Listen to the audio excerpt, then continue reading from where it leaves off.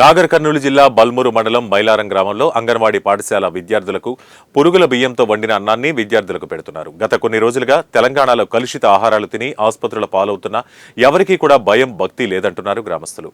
ప్రభుత్వం విద్యార్థులకు నాణ్యమైన ఆహారాన్ని అందించాలని ఎన్ని చర్యలు తీసుకుంటున్నా తమకేమీ పట్టనట్టు నిర్లక్ష్యం వహిస్తున్నారు.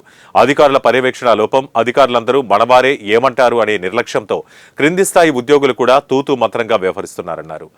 మనం ఇప్పుడు ఈ బ్యాగ్లో ఉన్న బియ్యాన్ని పరిశీలిస్తే ఇవి ఎన్నో నెలల క్రితం వచ్చిన వాటిగా తెలుస్తుంది. అదే బియ్యాన్ని వారు వండి విద్యార్థులకు పెడుతున్నారు.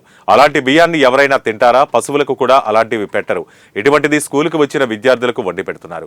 ఎక్కువ శాతం క్రింది స్థాయి ఉద్యోగులు ప్రభుత్వం అందిస్తున్న ఆహార పదార్థాలు గాని మరే ఇతర పదార్థాలు గాని విద్యార్థులకు సరిగా అందించక పక్కదారి పడుతున్నాయి. దీనిని అదుపు చేయాల్సిన అధికారులు నిర్లక్ష్యంతో వ్యవహరిస్తున్నారు.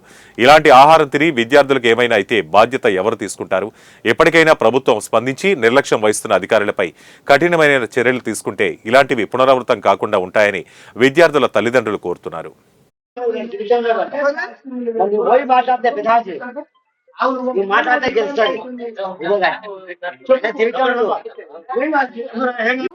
పిల్లలు ఎక్కడ పోతారు, తల్లులు ఎక్కడ పోతారు, తాగులేడా తలమేడా?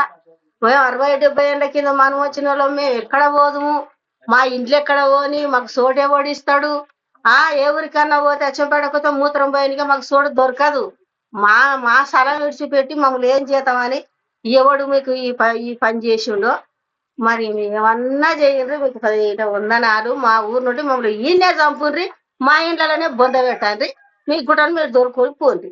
మా గుట్ట ఎవరు సంపాదించిండ్రో, గవర్నమెంట్ సంపాదించిందా లేకపోతే వాళ్ళు వాళ్ళ పేర్లు నాకు రావు. ముఖ్యమంత్రి సంపాదించిండా, ఎమ్మెల్యే సంపాదించిండా, లేకపోతే ప్రధానమంత్రులు సంపాదించిండ్రా, లేకపోతే మా ఊర్లో ఉన్న నిమ్మలు సంపాదించిండ్రా?